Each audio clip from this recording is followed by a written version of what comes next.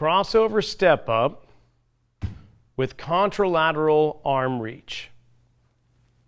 The stepping leg, being the outside leg, is going to cross over onto the box.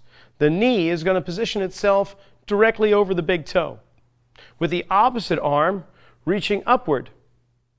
As you drive up onto the box, you can allow the arm to lower to shoulder height.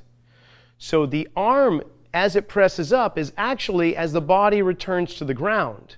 So as one leg comes down, the arm reaches up.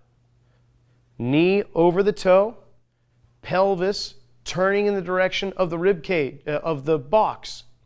Rib cage rotating forward, arm extending.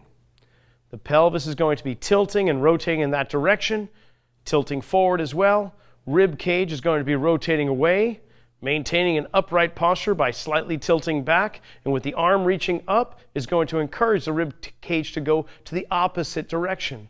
So this movement is not just a leg strengthening exercise or a futile attempt at coordination. What it's really doing is encouraging three-dimensional opposition between the pelvis and the ribs, something that should naturally occur when we walk, when we run, when we play any sport on the field or court. Remember to assess, move, reassess. What's the outcome?